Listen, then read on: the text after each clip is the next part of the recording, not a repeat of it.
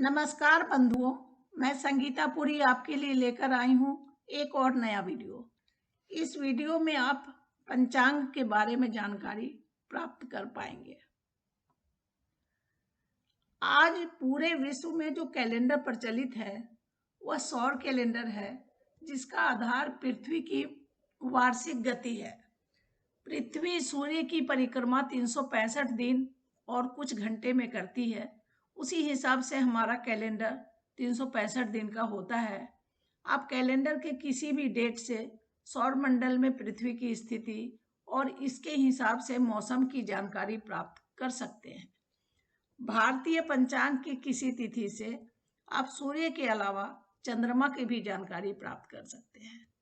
माना जाता है कि हिंदू पंचांग बनाने की शुरुआत वैदिक काल में ही हुई थी।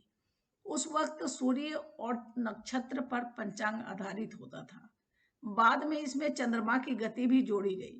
भारतीय कैलेंडर को पंचांग इसलिए कहा जाता है क्योंकि इसमें एक तिथि के 5 अंगों की जानकारी दी जाती है। ये अंग तिथि, वार, नक्षत्र, योग और करण है। इसके अतिरिक्त भी एक तिथि की कई जानकारी पंचांगों में उल्लिखित होती है।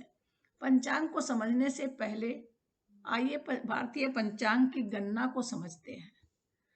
पहला, सौर वर्ष। सूर्य की संक्रांति से सौर मास का आरंभ होता है। सूर्य की एक संक्रांति से दूसरी संक्रांति का समय सौर मास कहलाता है। सौर मास 15 अप्रैल से शुरू होता है और इनके नाम मेष, वृष, मिथुन, कर्क, सिंह, कन्या, तुला, वृश्चिक, धनु, मकर, कुंभ और मीन है। 12 सौर मासों का एक सौर वर्ष होता है। यह 365 दिनों का होता है। चंद्र वर्ष। एक सौर वर्ष में 12 महीने होते हैं, तो चंद्र वर्ष में भी 12 महीने ही होते हैं।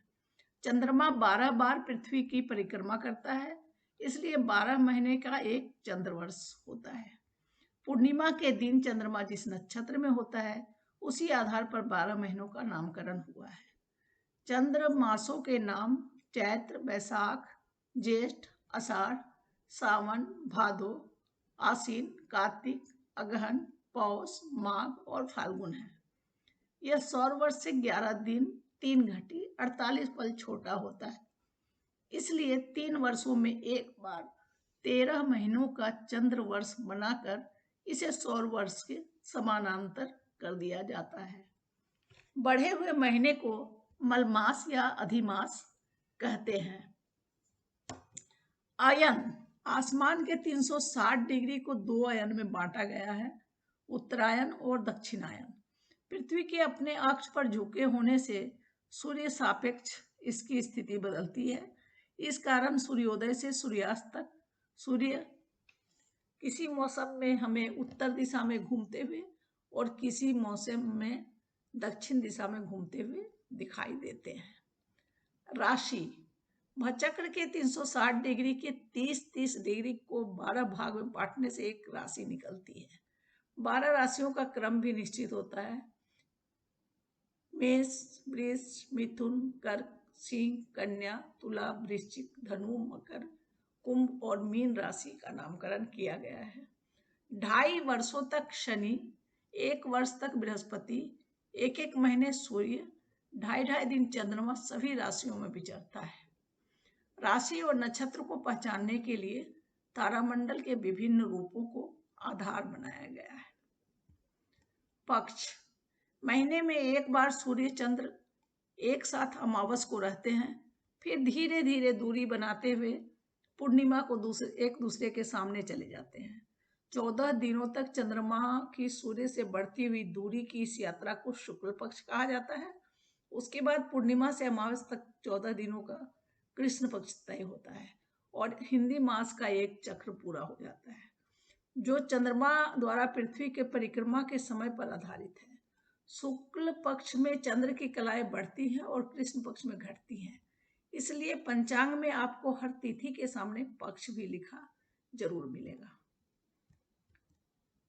इस तरह पंचांग के 5 अंग ये हैं। तिथि।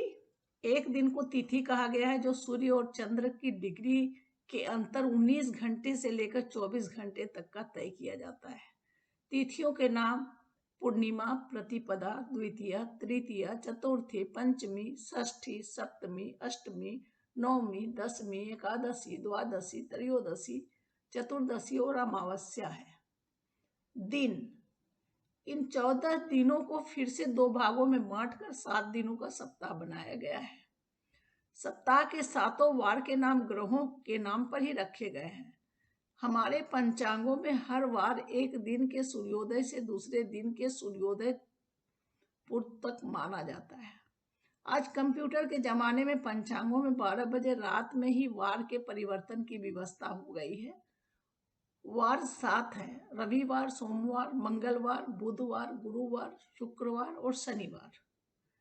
पंचांग में आपको हर तिथि के सामने वार लिखा हुआ जरूर मिलेगा। नक्षत्र, पृथ्वी की परिक्रमा करते हुए चंद्रमा 28 दिन में आसमान के 360 डिग्री का सफर तय करता है। इस तरह प्रतिदिन चंद्रमा 13 डिग्री 20 मिनट की दूरी तय करता है। इस आधार पर ज्योतिष में आसमान को 27 भाग में बांटकर एक एक नक्षत्र बनाया गया है।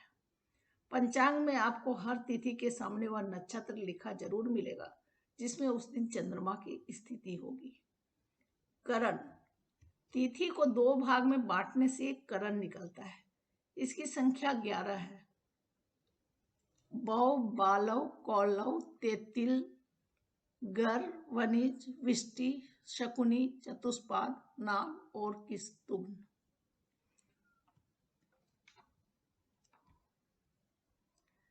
यदि यह वीडियो आपको पसंद आया तो प्लीज इस वीडियो को लाइक करें, अपने मित्रों रिश्तेदारों के मध्य शेयर करें। यदि आप ऐसे और वीडियो चाहते हो तो इस चैनल को सब्सक्राइब कर बेल आइकन को क्लिक कर ऑल को सेलेक्ट करें ताकि हमारी सभी वीडियो के नोटिफिकेशंस आपको मिल सके। सामने स्क्रीन पर दिखाई दे रहे दोनों प्लेलिस्ट के वीडियोस आपको खेल खेल में ज्योतिष सिखलाने में मदद करेगी। उन वीडियोज की आप अच्छे से समझ लें ताकि ज्योतिष सिखलाने की आगे की यात्रा को हम बढ़ा सकें। धन्यवाद।